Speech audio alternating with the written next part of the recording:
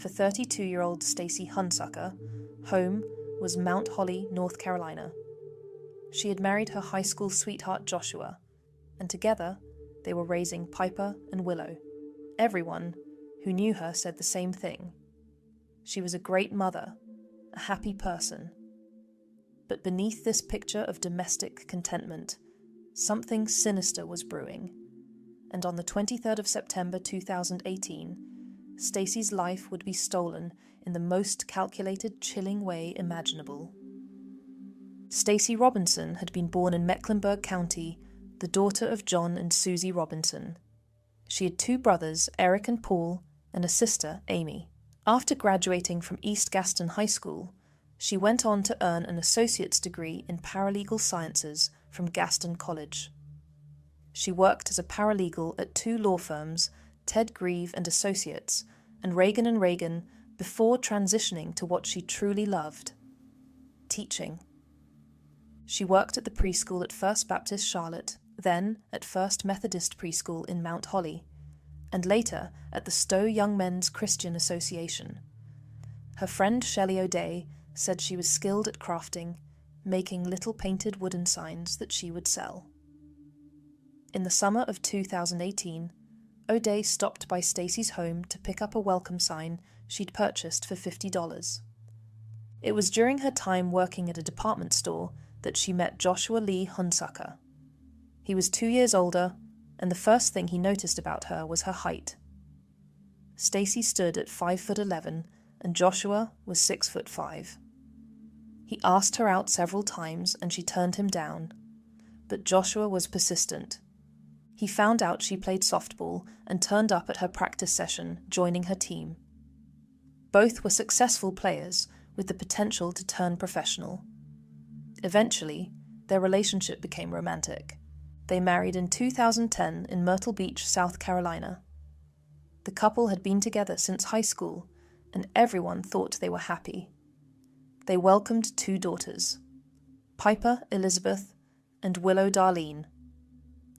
Joshua had become a flight paramedic with Atrium Health's MedCenter Air, a job he'd held since 2013. He was a former college football player, confident and persuasive. Stacy became a full-time homemaker, devoting herself to her daughters. On nights out, Stacy and Joshua went to concerts and cookouts with friends. O'Day said they were just a cute couple. She never heard them argue. Stacy was a lifetime member of Mount Holly First United Methodist Church, where she participated in many groups and activities. She loved crafting, going to the beach, watching sports, and taking pictures of her daughters and herself. But there were struggles beneath the surface. In February 2013, following the birth of their first daughter Piper, Stacy began experiencing unexplained medical problems. The symptoms were vague, but deeply troubling. Her health seemed to decline without any clear explanation, leaving doctors baffled. Then, just 5 months later, in July 2013, disaster struck. A devastating fire tore through their home, destroying most of the couple's belongings. The blaze left them reeling, both emotionally and financially. Everything they had worked for was gone. Friends rallied around them, desperate to help the young family rebuild. A GoFundMe campaign was launched by Suzanne Steinbroner, a friend of the couple's, to help with the mounting costs. The page would become a chronicle of Stacy's mysterious medical decline, but Stacy's health problems only continued to worsen. In November 2014, after the birth of their second daughter Willow, Stacy was admitted to hospital with dangerously low heart rate and blood pressure. She was placed in the intensive care unit for several days. The medical team ran test after test, searching for answers, but they couldn't determine what was causing her symptoms. It was as if her body was under attack from an invisible enemy. Suzanne updated the GoFundMe page, describing Stacy's condition.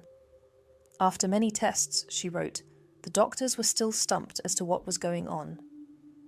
In January 2015, Stacy was readmitted with a low heart rate. This time, the situation became life-threatening. Once she was settled into her room, she went into cardiac arrest. Her heart simply stopped.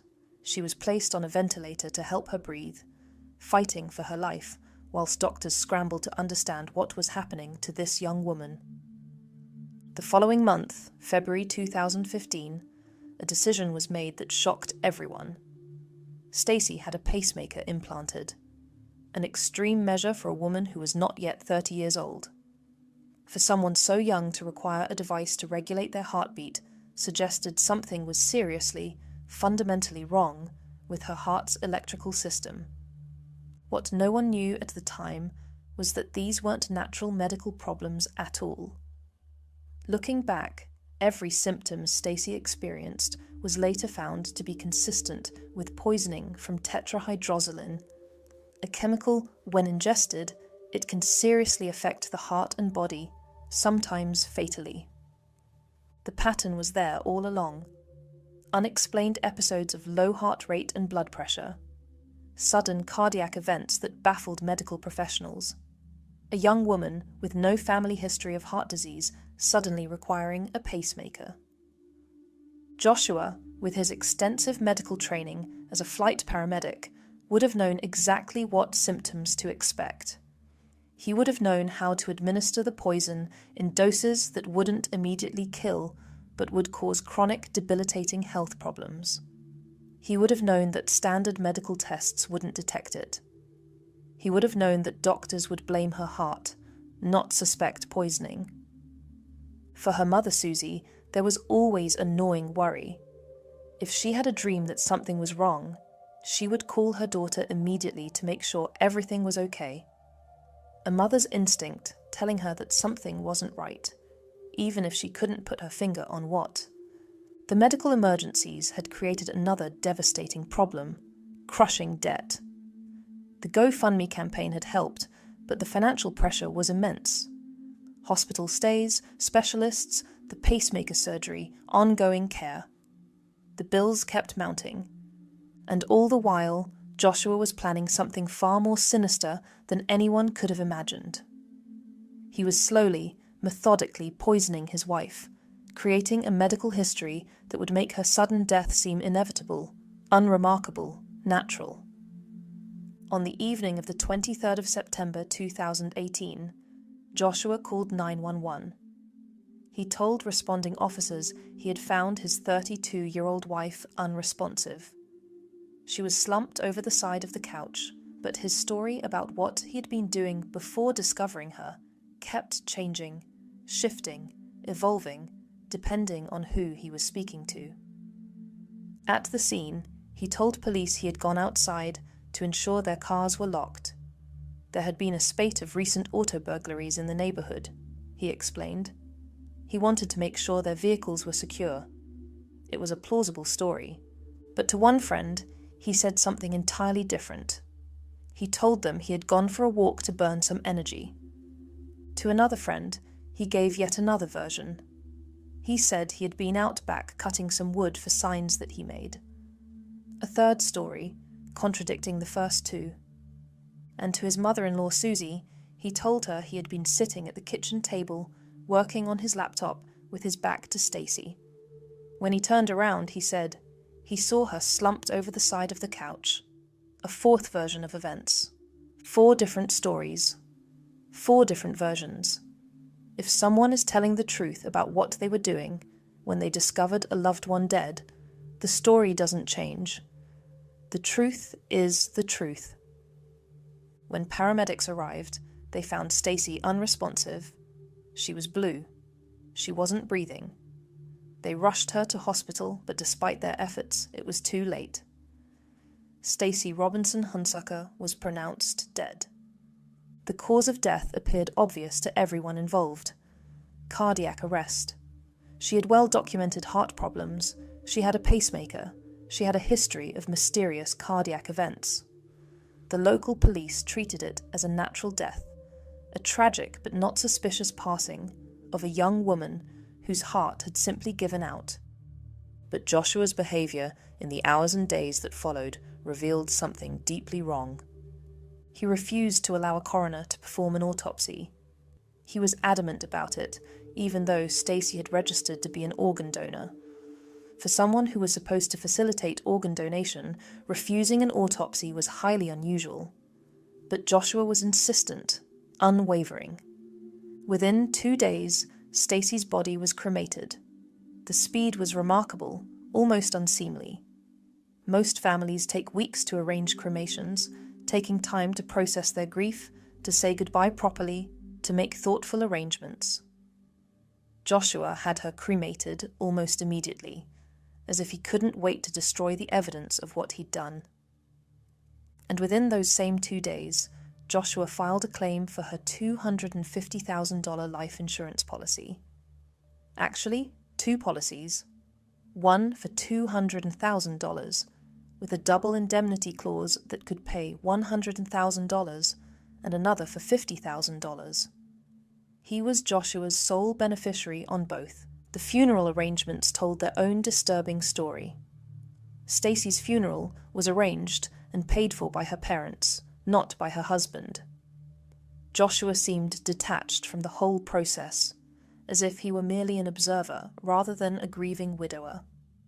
As if he were going through the motions rather than mourning the loss of his wife of 8 years, the mother of his 2 young daughters. After Stacy's death, Joshua hired a babysitter named Kaylin MacDonald to look after Piper and Willow. What she witnessed in the months that followed was deeply disturbing. She would later tell CBS 48 Hours Peter Van Sant exactly what she had observed, and her account painted a chilling picture. She said she never saw Joshua sad. Not once. Not ever. He didn't cry. He didn't appear depressed. He didn't seem to miss his wife at all. Instead, he was happy. Very happy. He was happy with his new girlfriend, a colleague named Jennifer Elkins, who everyone called Jen. They were all over each other all the time, Kaylin said. It was always about Jen. They talked constantly about their future together, about moving into a house together. Not the house Joshua had shared with Stacy, but buying a brand new one, starting fresh. Joshua rarely spoke about his deceased wife. He never said he missed Stacy. He never said he missed the girl's mother. He never shared memories of her with his daughters. It was as if Stacy had never existed, as if she'd been erased from their lives completely. Kaylin couldn't understand it. When her own father had died, she had talked about him constantly, unable to stop herself from sharing memories, from keeping his memory alive. The new girlfriend was visual in Joshua's life and in the lives of his 2 young daughters within 6 months of Stacy's death. She had moved into the home he had previously shared with his wife, the house where Stacy had died, the bed where Stacy had slept. It was as if she was simply Stacy's replacement, stepping into a role that had been vacated. Joshua's colleagues at Atrium Health's MedCenter Air had noticed the same disturbing pattern. They told investigators that Joshua seemed completely unaffected by his wife's death. They expressed deep concern to police about how quickly he had moved on with his girlfriend, about how visible she was, about how quickly she'd become part of his life. The speed was unseemly, inappropriate, shocking. They described him as appearing unfazed, as if Stacy's death had been an inconvenience rather than a tragedy, as if he'd been waiting for it to happen, and then there was the money. After collecting the $250,000 from Stacy's life insurance policies, Joshua went on a spending spree that raised eyebrows throughout the community. He bought a boat, an expensive one, worth somewhere between $80,000 and $100,000. A judge would later express concern about the purchase, warning Joshua through his attorney not to try hiding it, or he would go straight back to jail. He embarked on multiple expensive vacations with his new girlfriend, trips that the couple couldn't have afforded when Stacy was alive, when they were struggling with medical debt. Now, flush with insurance money, they were living it up, traveling, spending freely. He paid off the mortgage on the family's 1,516 square foot Mount Holly home, which was valued at $215,380. The wrongful death lawsuit filed by Stacy's parents would later detail these expenditures, painting a picture of a man who was thrilled to be free, thrilled to have money, thrilled to start a new life with his mistress. For Stacy's mother, Susie, these were massive, glaring red flags. She learned that Joshua had been seeing this woman even before her daughter's death. The affair had been ongoing, carried on in secret while Stacy was still alive, while Stacy was fighting for her life in intensive care units. And she knew about the life insurance claims, filed mere days after Stacy had died, before the funeral had even taken place. The pieces were starting to come together in Susie's mind. The rapid insurance claims, the refusal of an autopsy, the immediate cremation, the new girlfriend who had been there all along, her daughter's years of mysterious health problems that no doctor could explain, the boat, the vacations, the complete absence of grief. Something was very, very wrong. In May 2019, 9 months after her daughter's death, Susie Robinson made a decision that would change everything. She contacted the North Carolina Department of Insurance. She filed fraud allegations against her son-in-law. She suspected he had killed Stacy for the insurance money, to be free to pursue his relationship with his mistress without the inconvenience of a divorce. She had no idea this simple act, this mother's intuition, would trigger a full-blown murder investigation that would reveal the horrifying truth about what had happened to her daughter. Insurance Commissioner Mike Causey said that when the referral came through from Susie Robinson, it was sent straight to their Criminal Investigations Division. Initial reports from the local police department had listed Stacy's death as natural. A heart attack. Nothing suspicious. Case closed. File it away. But the insurance investigators weren't satisfied. They would dig deeper. They would question everything. They would follow the evidence wherever it led. The team assembled was formidable. Investigators from the North Carolina Department of Insurance Criminal Investigations Division, Gaston County Police, the Department of Homeland Security. Special Agent Lisa Morgan was assigned to the case, and as she began her investigation, she discovered something that would prove absolutely crucial.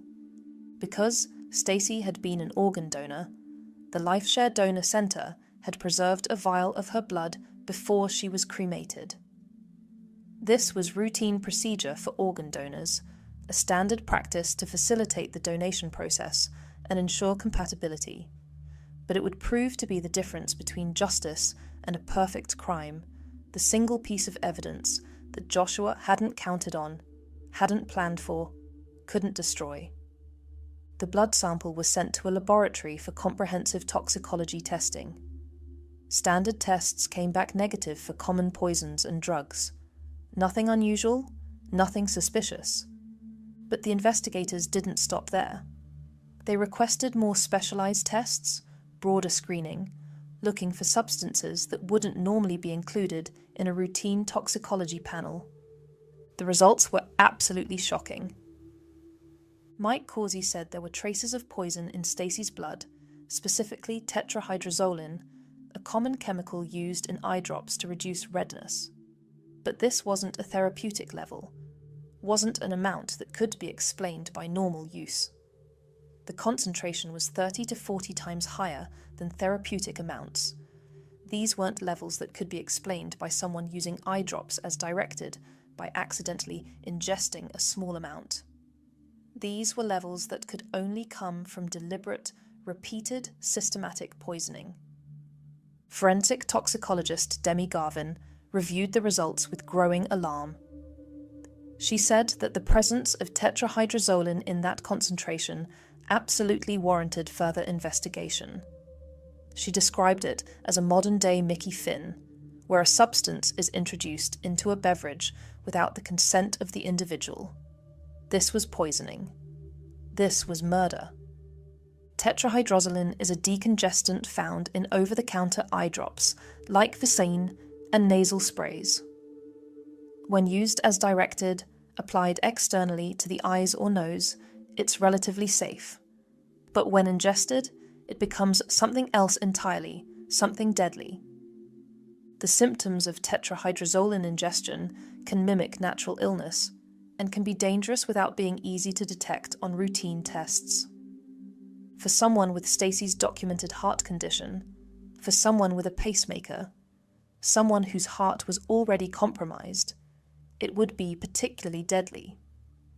The poison would attack her weakest point, her most vulnerable system, making her death seem like nothing more than another tragic cardiac event. And crucially, devastatingly, standard toxicology screens don't routinely test for it. It's not part of the normal panel of substances that pathologists look for in suspected poisonings. Unless you're specifically looking for tetrahydrozoline, unless you know what you're searching for, unless you have reason to suspect it, you won't find it. It's invisible. North Carolina State Attorney Jordan Green would later explain to the court that the medicine has a dramatic effect on your heart and would cause heart stoppage or heart failure. This wasn't an accident. This was calculated, premeditated, cold-blooded murder. Joshua Hunsucker, as a flight paramedic since 2013, as someone with extensive medical training, would have had intimate, detailed knowledge of medications and their effects on the human body. Court documents specifically noted that his training and experience would certainly provide a thorough understanding of various types of medication and how those medications could react in the body. Additionally, his employment provided access to non-controlled substances which did not require logging or inventory control. He had the means, the knowledge, and the opportunity. The investigation expanded rapidly. Detectives began interviewing Joshua's friends, family, colleagues, anyone who might have information. And what they learned made the case even more disturbing, even more chilling. About 2 weeks before Stacy's death, something significant had happened just 20 miles south of Mount Holly. A nurse named Lana Sue Clayton had been arrested on the 31st of August 2018 for poisoning her husband Stephen Clayton with eye drops. Clayton had confessed to sneaking eye drops into her husband's water over 3 days until he died. The case received extensive media coverage in the Charlotte area. Everyone was talking about it. Court documents noted prosecutors pointed to several similarities between that case and Joshua's. Both worked in the medical field. Both had been home alone with their spouse at the time of death. Both deaths were initially ruled as natural causes. Both used tetrahydrozoline poisoning. Court documents alleged that within days of learning about the South Carolina case, Joshua had surreptitiously placed eye drops in Stacy's water and exposed her to deadly amounts of tetrahydrozoline. But there was more. During their investigation, detectives spoke to Joshua's former colleagues at Atrium Health's MedCenter Air. Before Stacy's death, Joshua had told 2 co-workers that if he killed someone, he would do so using Vicine or other eye drops. These weren't jokes or idle comments. These were specific threats from a medical professional who understood exactly how it worked. He had told them precisely how he would commit murder if he ever chose to do so. And then, shortly after the South Carolina case received its media coverage, Stacy Robinson Hunsucker was dead. This was a premeditated, calculated murder. On the 19th of December, 2019, Joshua Lee Hunsucker was arrested at his Mount Holly home. He was charged with first-degree murder. Joshua was also charged with felony insurance fraud and obtaining property under false pretenses. He had received $250,000 in benefits, whilst allegedly knowing that his wife had died by homicide, by his own hand. His bond was set at $1.5 million. On Christmas Eve 2019, just 5 days after his arrest, he posted that bond and was released. A temporary restraining order had been issued to prevent him from using the insurance money, but somehow he found the funds. That release would prove to be a catastrophic, devastating decision. Out on bond, Joshua's behavior became increasingly disturbing and dangerous. District Attorney Travis Page would later state that the defendant's dangerous actions would continue to escalate. He would be proven correct. Joshua began a systematic campaign of harassment against Stacy's parents, John and Susie Robinson. He routinely photographed and videotaped them at their granddaughter's sports events. He sent packages to their home, demanding they drop the murder case. He followed them in his vehicle and drove by their house repeatedly. He made vulgar gestures at them in the parking lot of the church they attended. The intimidation was relentless, designed to terrify them into silence. Then, on the 4th of February, 2023, Joshua staged his own kidnapping. He filed a police report claiming he had stopped to change a flat tire when he was pistol-whipped in the head multiple times. His hands were zip-tied, he said, and he was injected with an unknown substance. He told police his attacker was John Robinson, Stacy's father. He was trying to frame his father-in-law for assault and kidnapping. Mount Holly police investigated thoroughly. They found no evidence to support any part of Joshua's story. They determined he had fabricated the entire incident to shift responsibility for his wife's death onto the Robinsons. It was desperate and bizarre. The police saw through it immediately. But Joshua wasn't done. Just weeks after the fake kidnapping, in February 2023, Joshua poisoned his own 11-year-old daughter, leading to a serious medical scare and hospitalization. Tests confirmed the same chemical in her system, plus an antidepressant not approved for children, the same drug found in Joshua's truck. During her treatment, Joshua told doctors it appeared she'd been given Visine. Medical staff noted this wasn't a reasonable conclusion based on her symptoms. Prosecutors believe Joshua poisoned his daughter to frame the Robinsons and remove them from his daughter's lives. In July 2024, a judge found Joshua had abused his daughter and neglected both children. He was arrested again in August 2024 for witness intimidation. In November 2024, his bond was revoked and he remains in custody without bond. It was evil. It was monstrous. It showed the extreme lengths he was willing to go to in order to avoid accountability. On the 26th of November 2019, just weeks before his arrest for murder, Joshua allegedly set fire to medical equipment aboard an Atrium Health helicopter during a flight over Charlotte. At 12:59 a.m., he set fire to a syringe pump whilst the helicopter was mid-flight. The fire forced an emergency landing at a car dealership on Independence Boulevard. No one was injured. Joshua was charged with felony arson. The timing was significant. This happened less than a month before his murder arrest. Investigators believed Joshua sensed his arrest was imminent, and the arson was another desperate attempt to create chaos.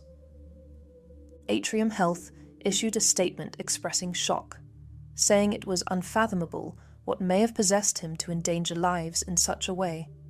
Joshua had also been placed on administrative leave for alleged workplace misconduct before his murder arrest. The day after his December 2019 arrest, he was terminated from Atrium Health's MedCenter Air, where he had worked since 2013. Joshua's trial was originally planned for March 2025, but prosecutors indicated the new developments may push it back to autumn 2025. Through their attorney, following Joshua's initial arrest, Stacy's family released a powerful statement that captured their determination and their pain. They said, "We will not rest until justice is served. We will do everything in our power to support and care for your beautiful daughters, Piper and Willow." Kelly Krieger, who knew Stacy since high school, said, "She did not deserve for this to happen to her. She was a great mother. She was a happy person." In April 2020, Susie Robinson wrote, "Oh, my sweet, funny, lovable, smiling Stacy, you are missing so many milestones. It makes me so sad you are not here to celebrate your pumpkin's birthday. I gave both of your girls an extra hug especially for you today. The case highlighted the crucial role of fraud investigations in uncovering homicides. Insurance Commissioner Mike Causey reflected, "Who would ever guess that an insurance fraud investigation could lead to a full-blown murder investigation? Without Susie Robinson's mother's intuition and the preserved blood sample from organ donation, Joshua would have committed the perfect crime." Stacy Robinson Hunsucker was a devoted mother, teacher, and church member. She loved crafting, going to the beach, watching sports, and taking pictures of her daughters. Her smile radiated happiness and comfort to everyone who knew her. As of November 2024, Joshua remains in Gaston County Jail without bond. His daughters, now aged approximately 12 and 14, have been removed from his care. John and Susie Robinson continue fighting for custody of their granddaughters. Whilst justice remains pending, one thing is certain: Stacy Robinson Hunsucker will not be forgotten.